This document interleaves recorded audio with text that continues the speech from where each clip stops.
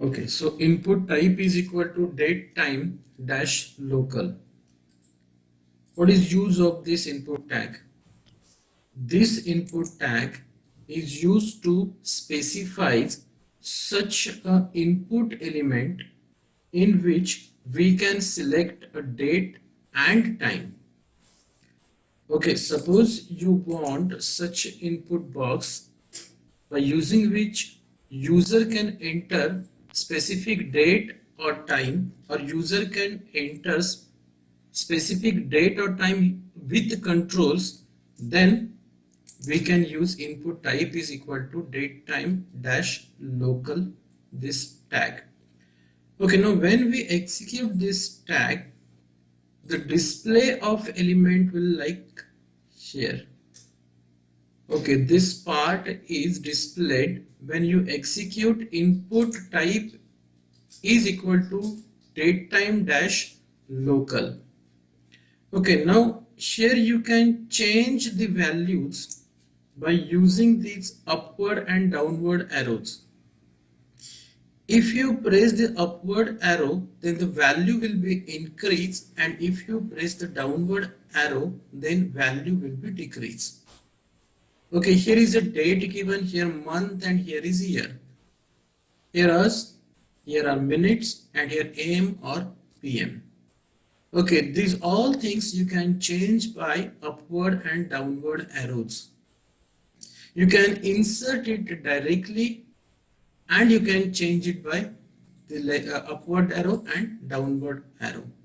Suppose you want this type of control to select any date. So date selection control can be enabled by using this downward arrow. When you click on this downward arrow, then this control will open on screen. You can select here any month or year, and you can select appropriate date by clicking on in required date. Okay, here are forward and backward button which is used to change the month. Okay, so this control can be enabled by using this downward arrow, and this input box we can create by using input type is equal to date time dash local. Here we can see date as well as time. Here we can select date as well as time. Okay, so next attribute will be same. The value is input type is equal to time. Okay, so here is the input type is equal to time. Suppose user is to allow to select only time.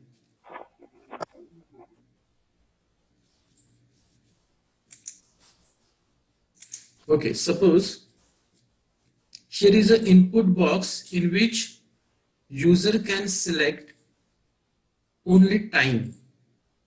Here hours are given, here minutes are given, and here is a AM or PM.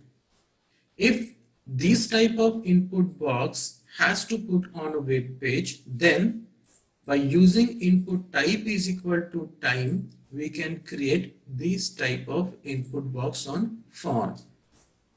Okay, या ठिकाणी फक्त time आपण change करू शकतो किंवा time आपण display करू शकतो. इथं या ठिकाणी तास बदलता येतात, इथं मिनिट्स बदलता येतात, इथं AM किंवा PM बदलता येतं. And if you want to change these things, then by using this upward and downward arrow, यातला कंटेंट तुम्ही चेंज करू शकता. Okay, so by using input type is equal to time, we can enable or we can create a element to display a box in which we can select appropriate time.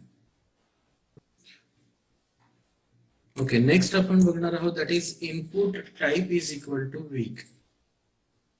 Okay, जर तुम्हाला week select करायचं असेल, आठवड्यात कोणता आहे हे select करायचं असेल, तर या इनपुट बॉक्सचा यूज करून तुम्ही सिलेक्ट करू शकता. What is use of this input type is equal to week? It allows the user to select a week and year. इथं तुम्हाला वीक पुढे नंबर दिसतोय 33. होल इयर मधला हा जो वीक आहे तो 33 नंबरचा वीक आहे. इथं तुम्हाला नंबर दिसणार 265 डेज मध्ये जे वीक आहेत त्या वीकचा नंबर या ठिकाणी दिसेल आणि इथं तुम्हाला इयर दिसणार. तुम्ही इथं क्लिक केल्यानंतर पुन्हा एक डेट सिलेक्शन कंट्रोल ओपन होईल. या डेट सिलेक्शन कंट्रोल मध्ये पर्टिक्युलर डेट वर तुम्ही क्लिक केलात की त्या डेटचा जो वीक नंबर आहे तो इथं डिस्प्ले होईल आणि इयर जे तुम्ही सिलेक्ट केलेलं असेल ते इथं डिस्प्ले होईल.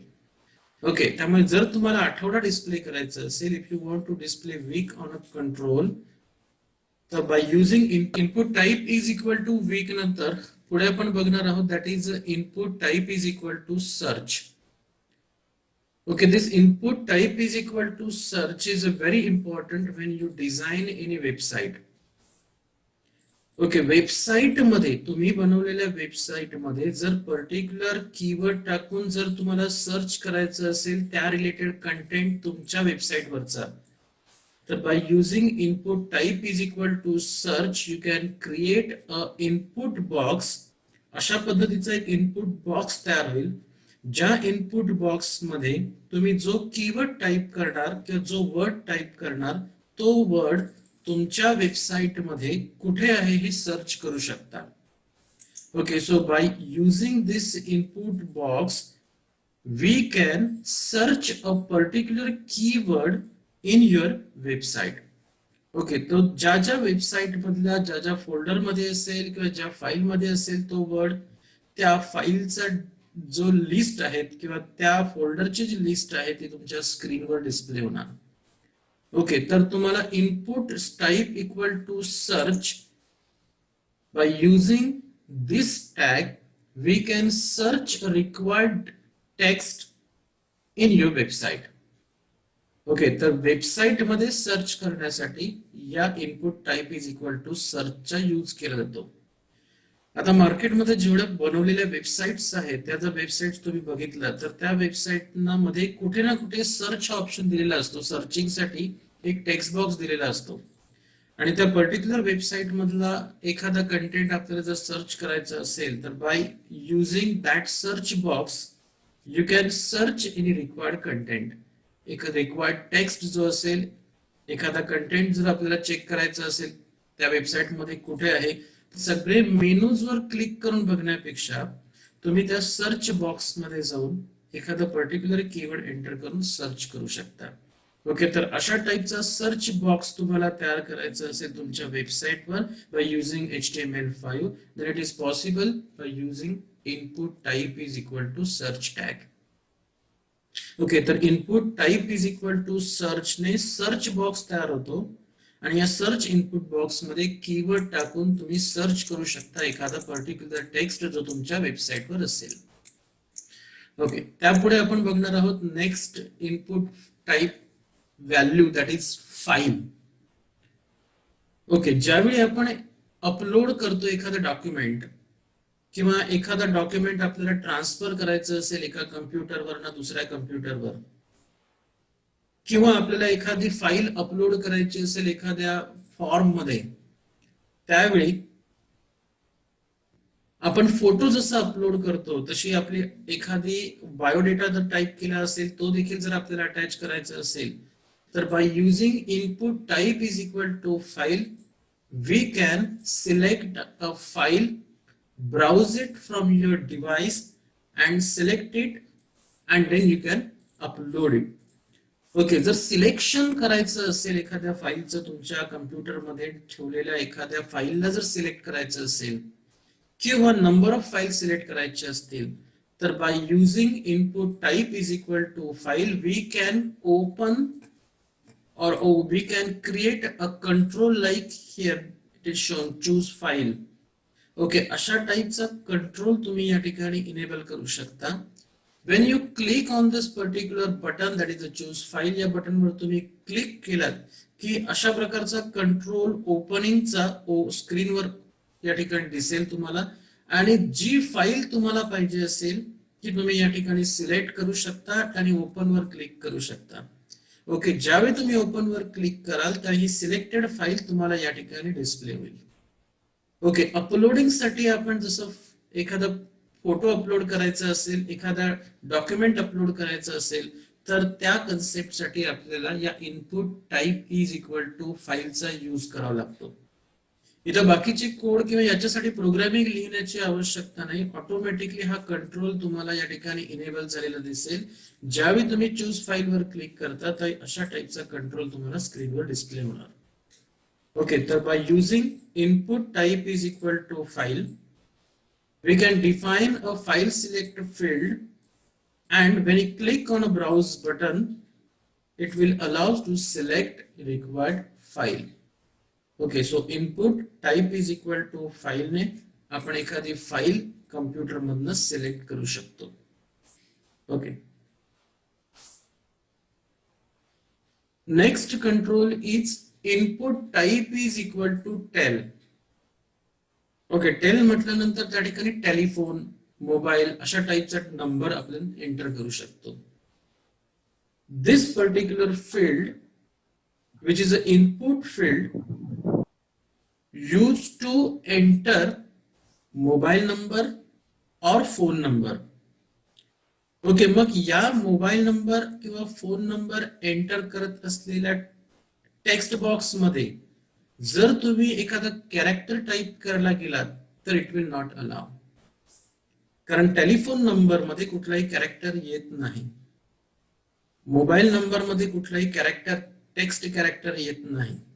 तर जर तुम्हाला या ठिकाणी नंबर एंटर करायचा असेल तर पर्टिक्युलर नंबरच एंटर करता यावा म्हणून input type is equal to tel telephone enter करण्यासाठी हा कंट्रोल बॉक्स किंवा इनपुट बॉक्स क्रिएट केला जातो.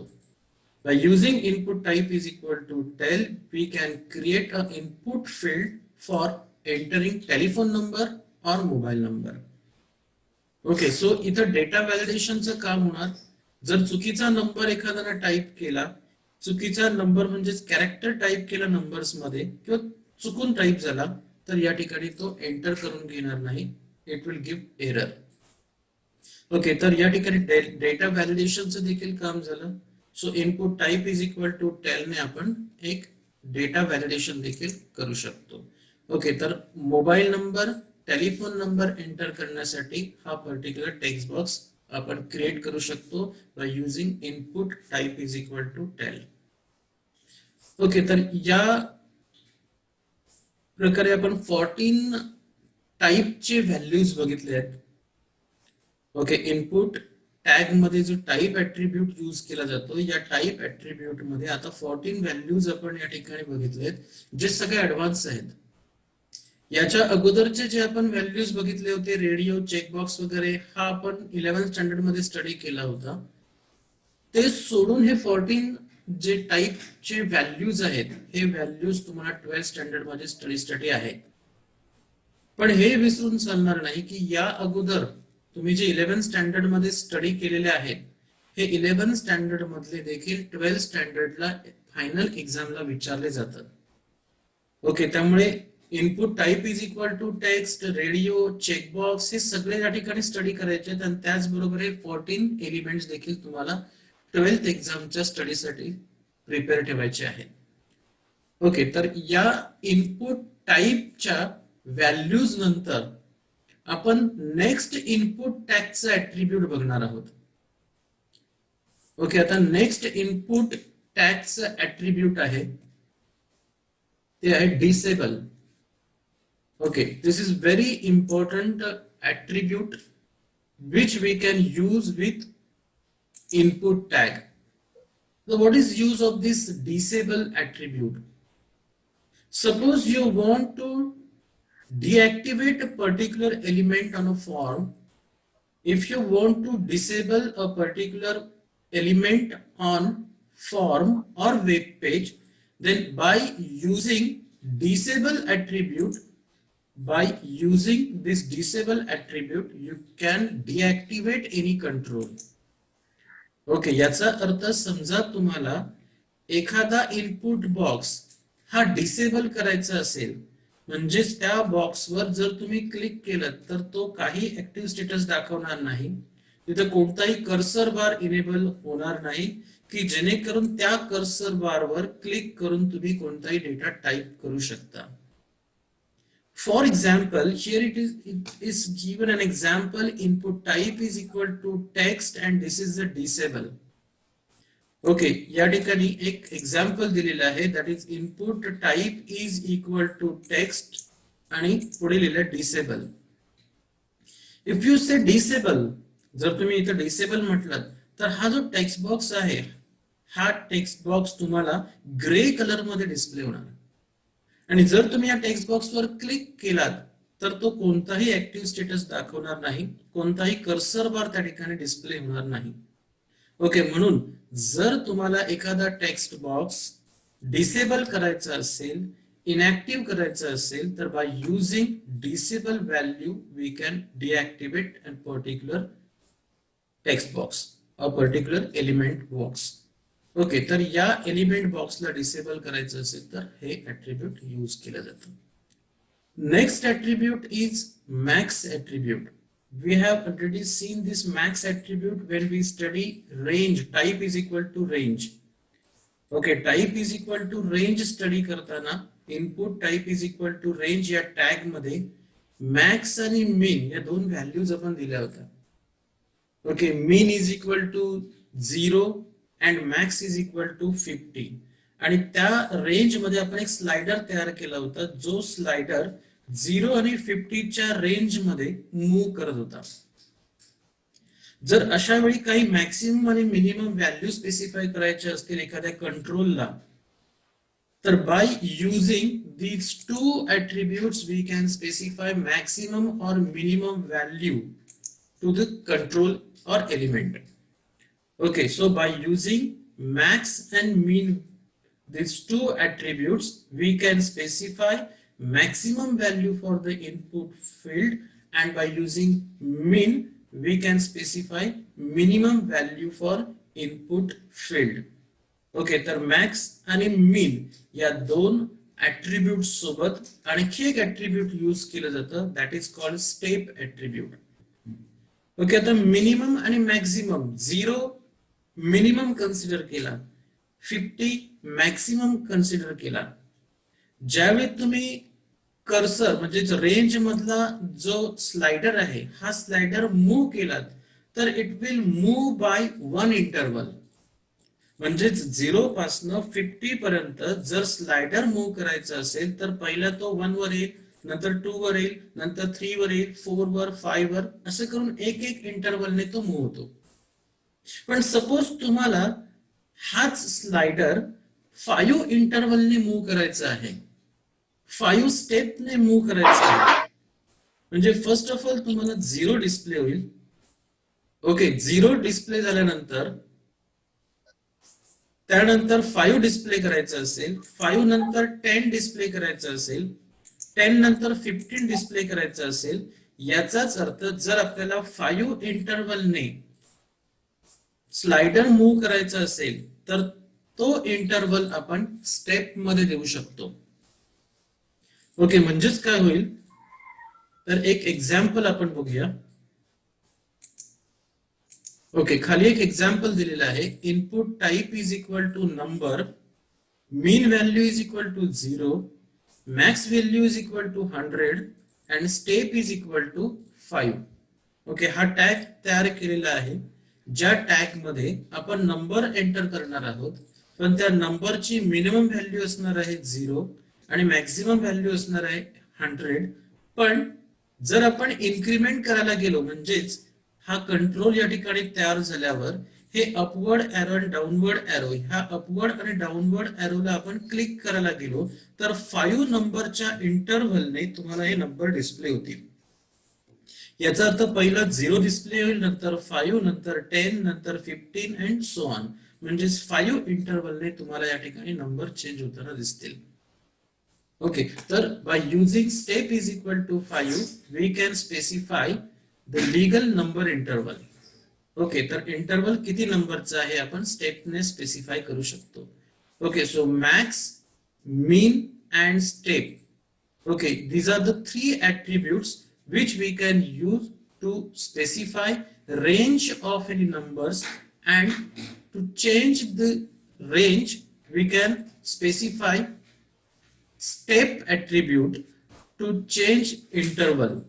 ओके, म्हणजेच या ठिकाणी मॅक्स, मीन आणि स्टेपचा वापर करून आपण एखादी रेंज देऊन चेंजेस करू शकतो त्या रेंज मध्ये.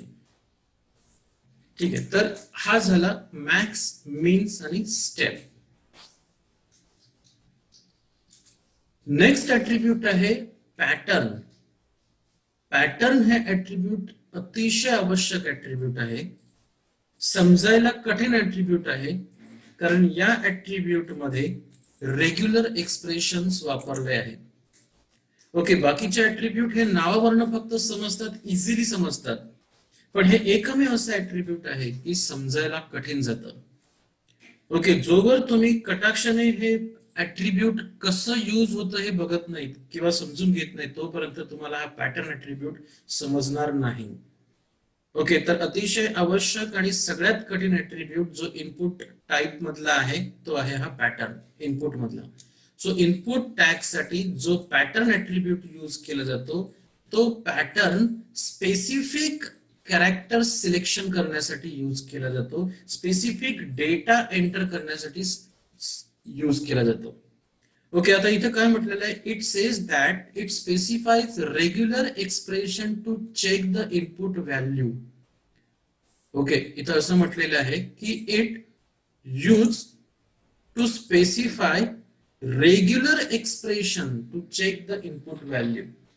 आता हा रेग्युलर एक्सप्रेशन हा जो टेक्स्ट आहे, हा वर्ड जो आहे, हा वर्ड फार महत्वाचा आहे, तो समजून घेणं गरजेचं आहे.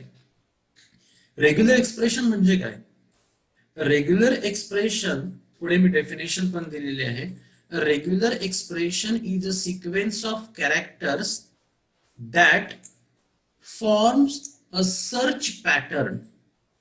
ओके, हा सर्च पॅटर्न सिलेक्ट करण्यासाठी किंवा एखादा सर्च पॅटर्न स्पेसिफाय करण्यासाठी आपण काही सिक्वेन्स ऑफ कॅरेक्टर्स तयार करतो, आणि त्या सिक्वेन्स ऑफ कॅरेक्टर्स मध्ये म्हणजेच त्याच रेग्युलर एक्सप्रेशन मध्ये number of text, number of words आपण ऍड करू शकतो. फॉर एक्झाम्पल, या ठिकाणी बघा, input type is equal to text, pattern is equal to एक स्पेसिफिक पॅटर्न या ठिकाणी दिलेला आहे. ओके, हा पॅटर्न समजून घेणं फार महत्वाचं आहे. This is very important. या पॅटर्न मध्ये काय सजेस्ट केलेलं आहे, this pattern is called as regular expression. ह्यालाच रेग्युलर एक्सप्रेशन म्हटलं जातं.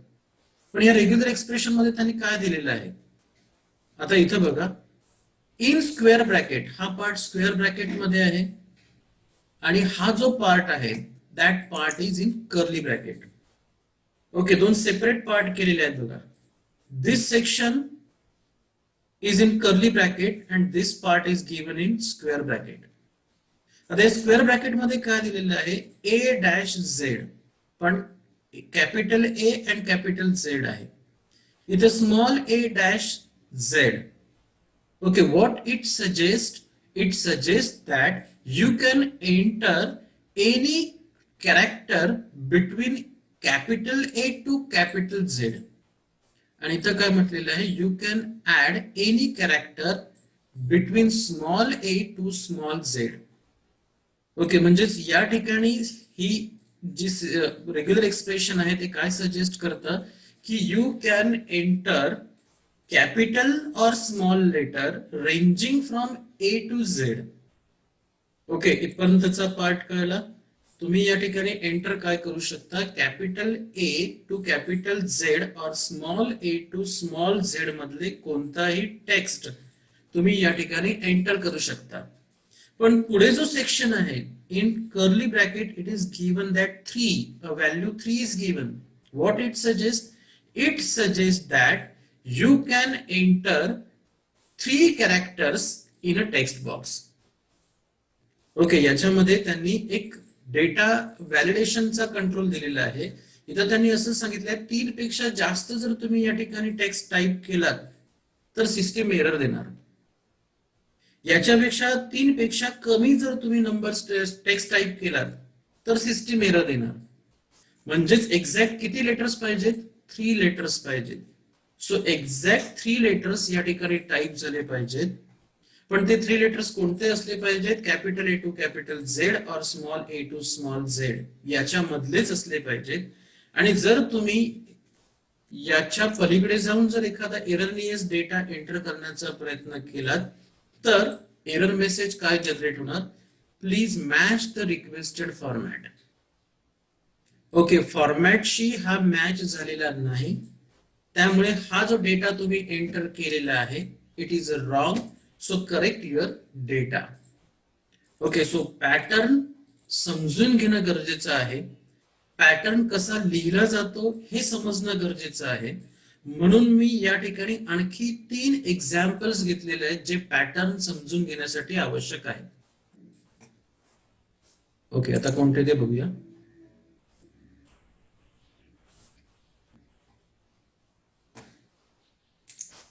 ओके, आता इथं एक पहिलंच एक्झाम्पल आहे.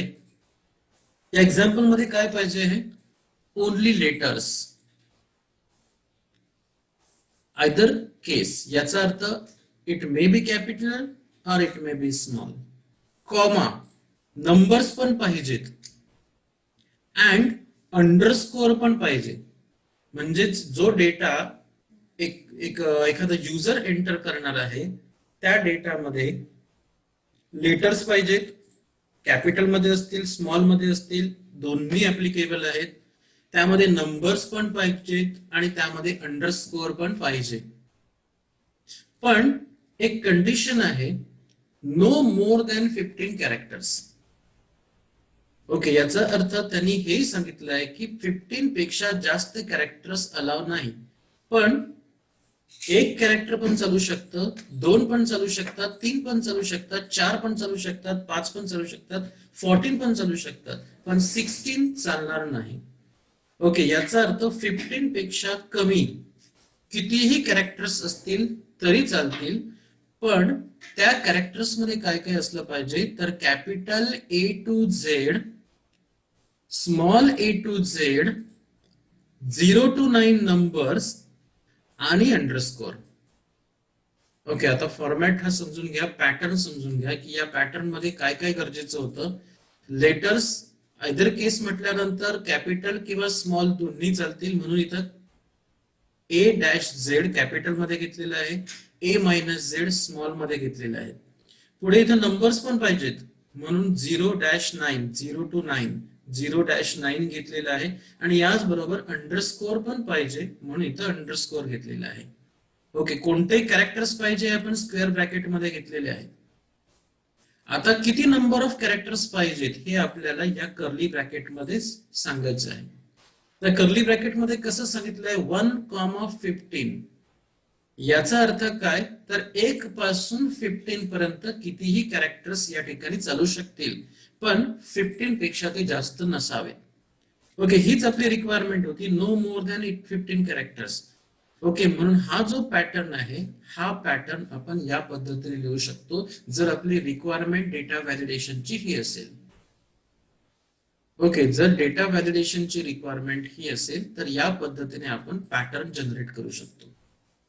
सिमिलरली तसंच आपण दुसरा बघूया. उदाहरण हे आहे, ओनली लोअर केस लेटर्स म्हटलेलं आहे, नंबर्स म्हटलेलं आहे आणि पिरियड्स म्हटलेलं आहे. आणि इथं म्हटलेलं आहे ऍटलिस्ट 5 कॅरेक्टर्स, म्हणजे कमीत कमी 5 कॅरेक्टर्स या ठिकाणी पाहिजेत. म्हणजे 5 ही लिमिट दिलेली आहे, 5 पेक्षा कमी नसावेत आणि 5 पेक्षा जास्त नसावेत.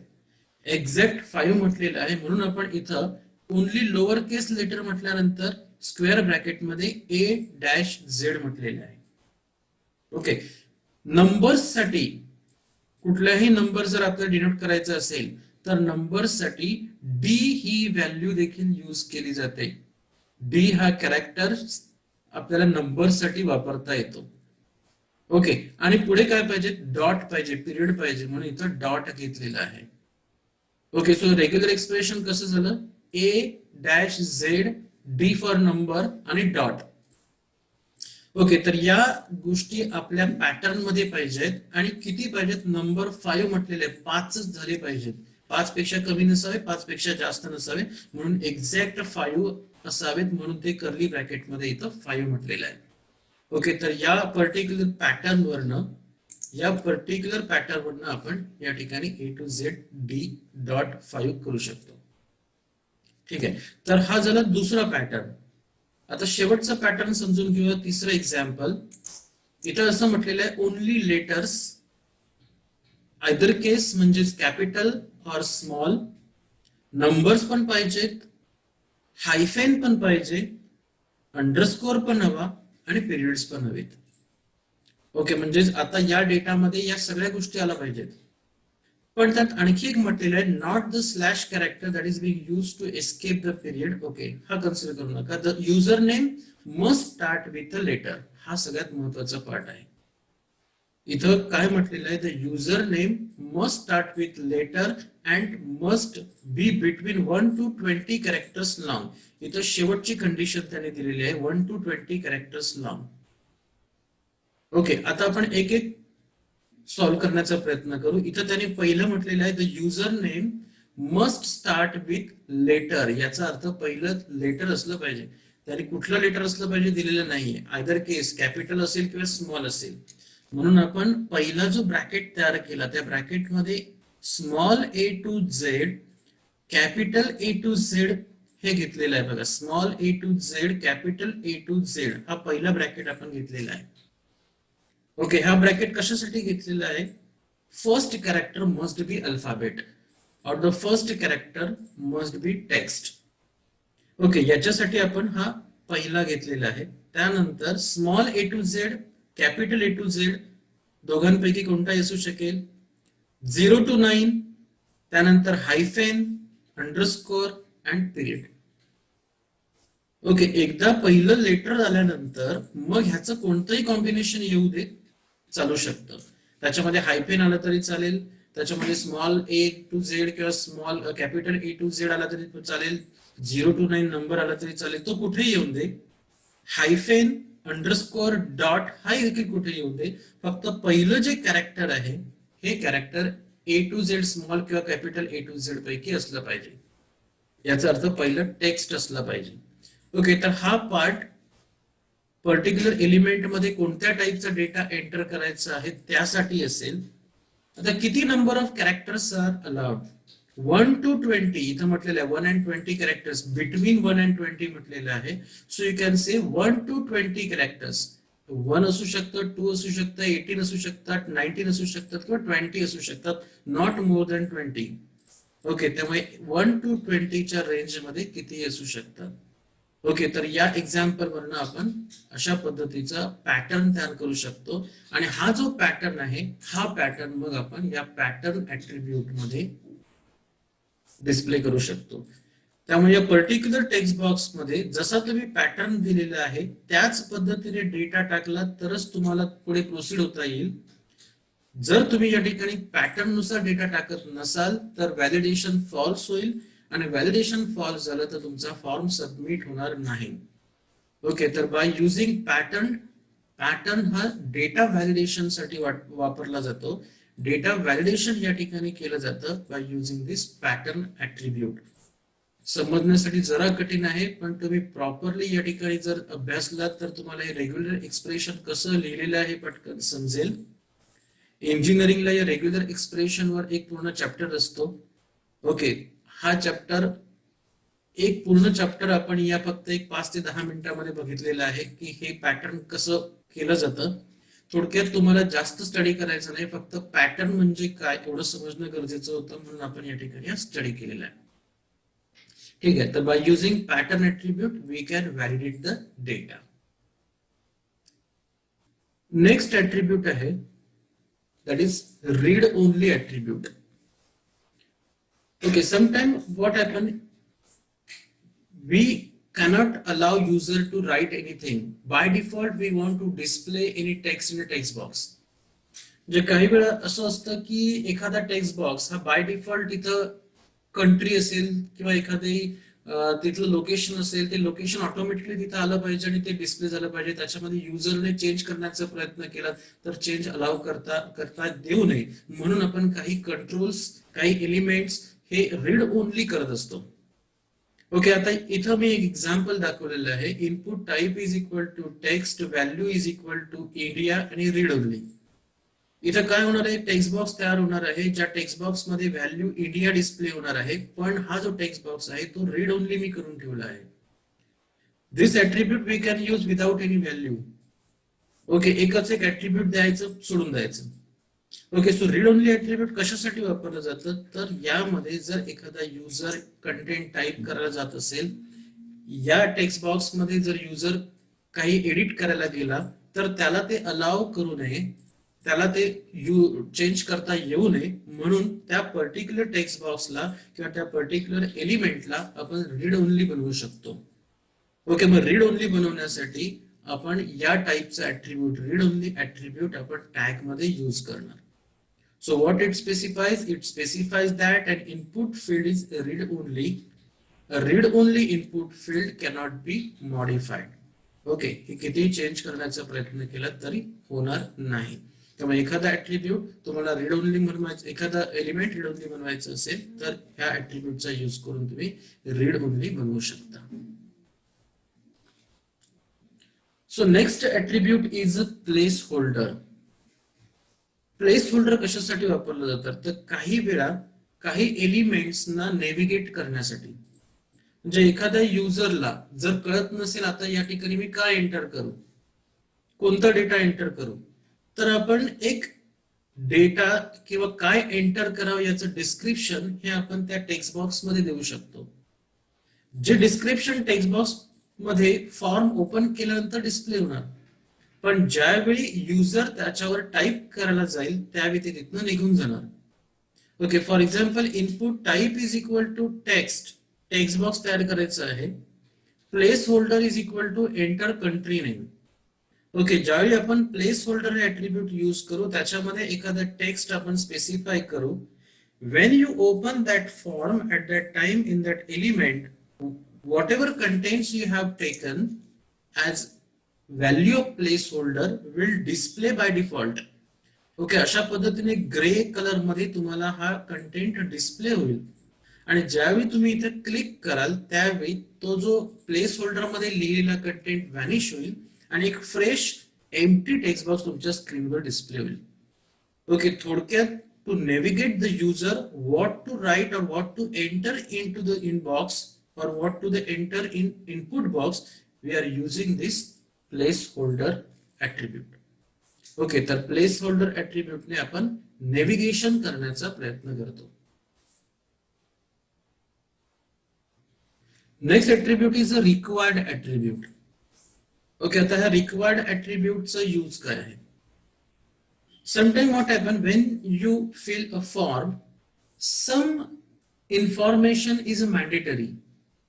म्हणजे ज्यावेळी एखादा फॉर्म तुम्ही फिलअप करायला जाता त्यावेळी काही जी माहिती आहे ही त्या कंपनीला किंवा त्या ऑर्गनायझेशनला हवीच असते तुमच्याकडनं.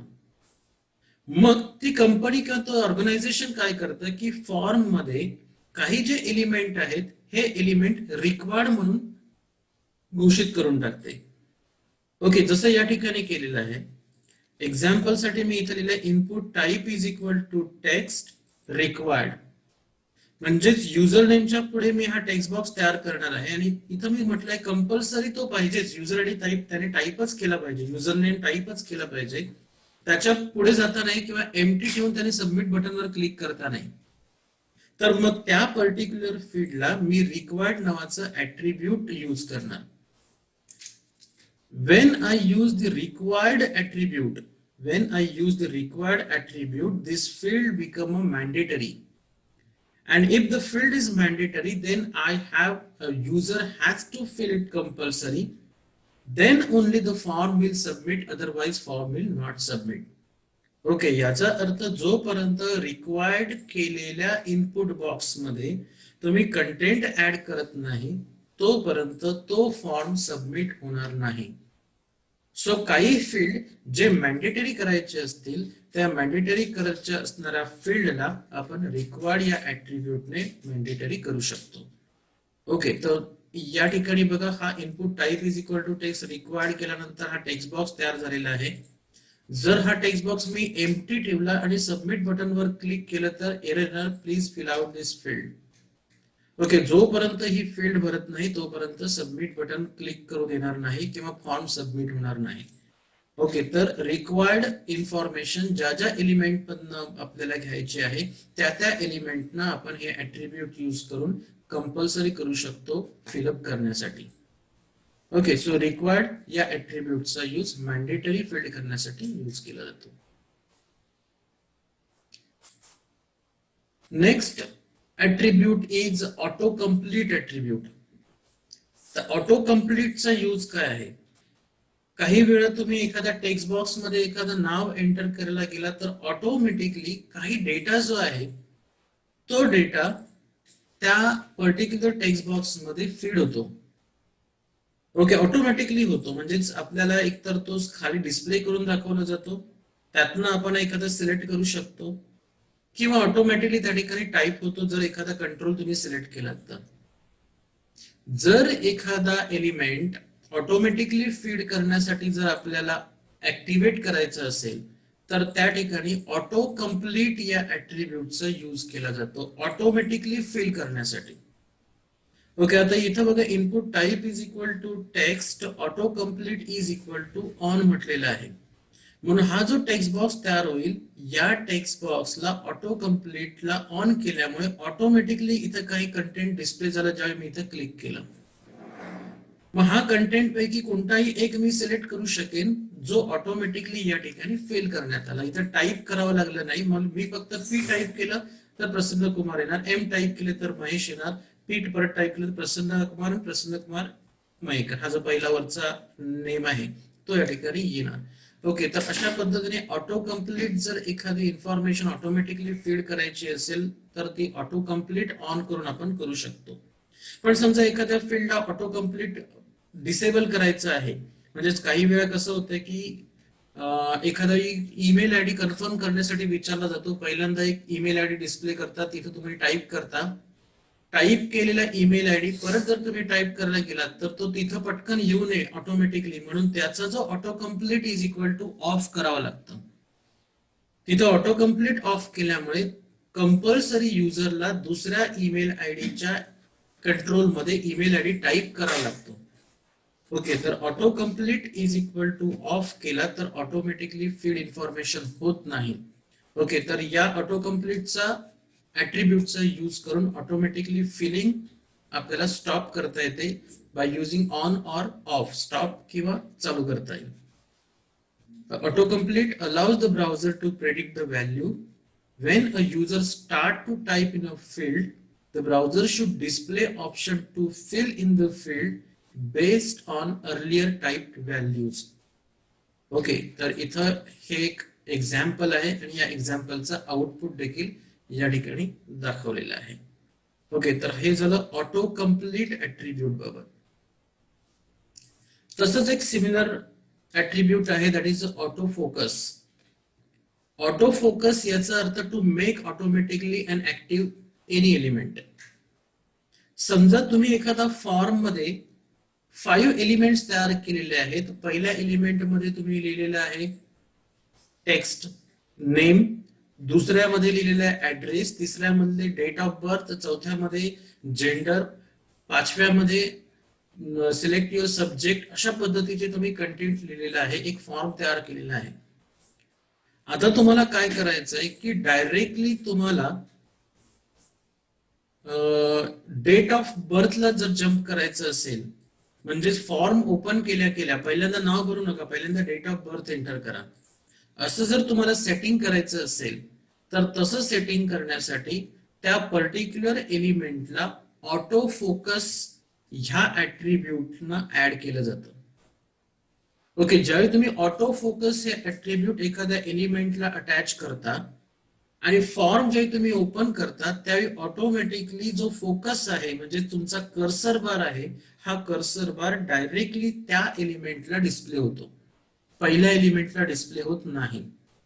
ओके, तर एखाद्या एलिमेंटवर डायरेक्टली समजा तुम्हाला जम्प करायचं असेल, ज्यावेळी फॉर्म ओपन करता त्यावेळी त्यावेळी ऑटो फोकस त्या पर्टिक्युलर एलिमेंटचा तुम्ही ऑन करून ऑटो फोकस या ऍट्रिब्यूटने तुम्ही तसं स्पेसिफाय करून कर्सर जो आहे तो कर्सर ऍक्टिव्ह बनवू शकता ज्यावेळी तुम्ही त्या फॉर्मला ओपन करणार.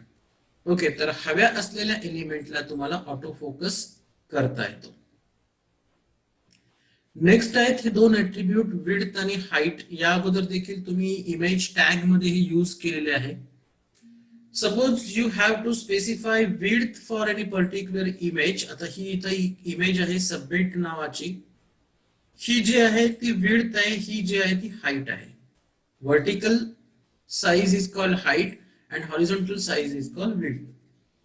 ही विड्थ आणि ही हाईट जर स्पेसिफाय करायची असेल तर by using number of pixels we can specify width and height for any image. Okay, या अगोदर आपण टॅग बघितला होता, input type is equal to image. जर तुम्हाला इमेज इन्सर्ट करायची असेल तर इमेज सोबत एसआरसी ऍट्रिब्यूट दिलं जातं आणि या एसआरसी ऍट्रिब्यूट बरोबर विड्थ आणि हाईट पण दिली जाते. विड्थ इज इक्वल टू 80 म्हटलेली आहे, म्हणजे ही जी हाईट आहे ती 80 कन्सिडर होईल.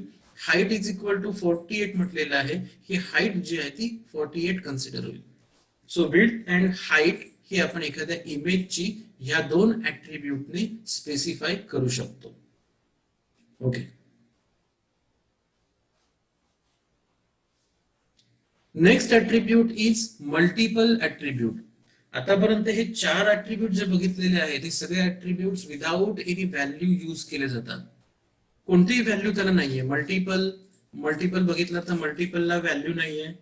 या ठिकाणी ऑटो फोकस बघितला त्याला व्हॅल्यू नाहीये. ऑटो कम्प्लीटला व्हॅल्यू आहे, रिक्वायर्डला व्हॅल्यू नाहीये. ओके, तर असे जे ऍट्रिब्यूट्स आहेत, काही ऍट्रिब्यूट्सना व्हॅल्यू असतात, काही ऍट्रिब्यूटना व्हॅल्यू नसतात. ओके, तर त्यापैकी हा एक मल्टिपल नावाचा ऍट्रिब्यूट आहे ज्याच्यामध्ये आपण व्हॅल्यू देत नसतो. मग हा मल्टिपल कशासाठी यूज केला जातो? It specifies that the user is allowed to enter more than one value at a time. Okay, जर तुम्ही ही ऍट्रिब्यूट यूज करत असाल फाईलसाठी, म्हणजे समजा input type is equal to file. मगाशी आपण हे टाइप बघितलेलं आहे.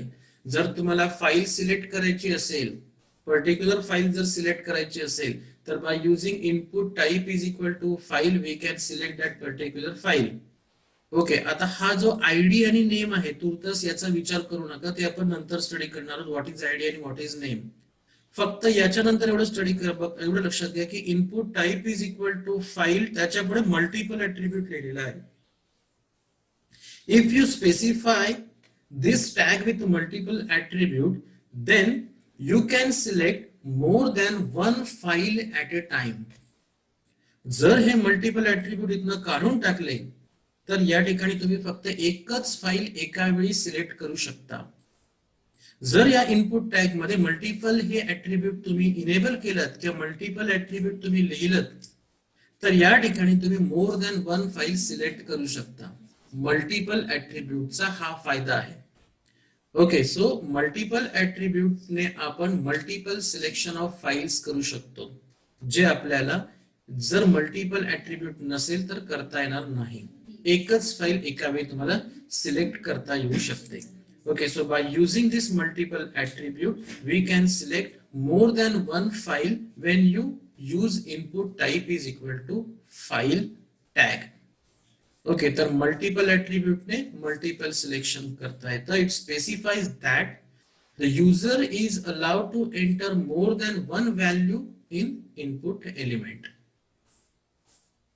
पुढचा टॅग आहे आयडी आणि क्लास. ओके, हे शेवटचे दोन टॅग्स आपण स्टडी करणार आहोत. ID use to identify any HTML element. Okay, ID is use to identify any HTML element. म्हणजेच काय, तर एखाद्या एलिमेंटला ओळखण्यासाठी एखादं स्पेसिफिक नेम जर त्याला द्यायचं असेल तर it is possible by using ID. पण इथं जर तुम्ही बघितलं इथं आयडी एफ नेम दिलेला आहे, नेम पण इथं या ठिकाणी एफ नेम दिलेला आहे.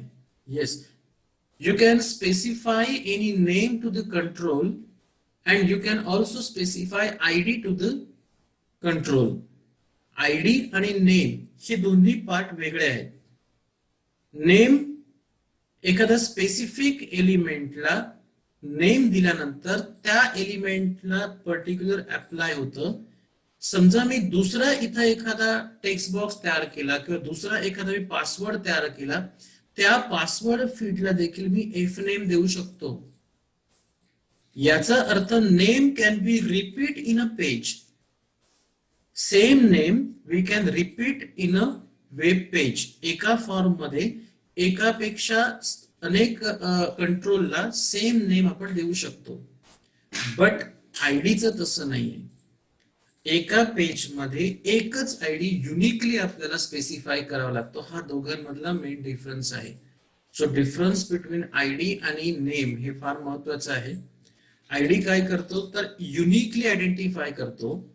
ओके, युनिकली आयडेंटिफाय करतात म्हणजेच काय तर पूर्ण पेज मध्ये पूर्ण फॉर्म मध्ये एकच एक आयडी असू शकतो. म्हणजे एफ नेम जर या ठिकाणी दिलं तर पासवर्ड फील्ड दुसरा तयार केला तर त्याला एफ नेम देता येणार नाही. आयडी हा आयडी एफ नेम देता येणार नाही, तर तो एस नेम म्हणून देऊ शकतो किंवा पी नेम म्हणून देऊ शकतो. याचा अर्थ name can be repeat but ID can't repeat.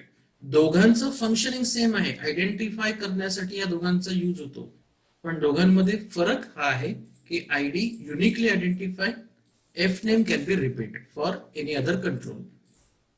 आणि लास्ट या ठिकाणी जे ऍट्रिब्यूट आहे that is called class attribute. तर हे क्लास ऍट्रिब्यूट कशासाठी वापरलं जातं? To insert any style sheet. Okay, ज्याला आपण सीएसएस कॅस्केडिंग स्टाईल शीट देखील म्हणतो. आता मग मोठा प्रश्न उभा राहतो की what is this CSS cascading style sheet म्हणजे काय? तर एक पुढचा टॉपिक जो आहे तो पूर्णपणे तुमचा या कॅस्केडिंग स्टाईल शीट वर आहे. व्हॉट इज स्टाईल शीट हे आपण स्टडी करणार आहोत त्यामध्ये.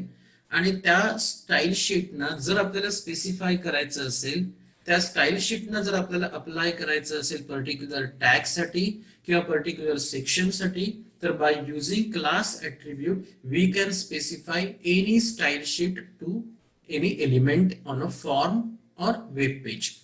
ओके, तर क्लास हे ऍट्रिब्यूट आपण स्टडी करणार आहोत. पण ज्यावेळी सीएसएस आपला क्लिअर होईल, सीएसएस म्हणजे काय जे आपल्याला समजेल, त्यावेळी आपल्याला हे क्लास ऍट्रिब्यूट स्टडी करायचं आहे. तुर्तास क्लास ऍट्रिब्यूट कशासाठी वापरलं जातं एवढंच फक्त लक्षात ठेवा. It is use to specify any style sheet, एवढंच फक्त लक्षात ठेवा.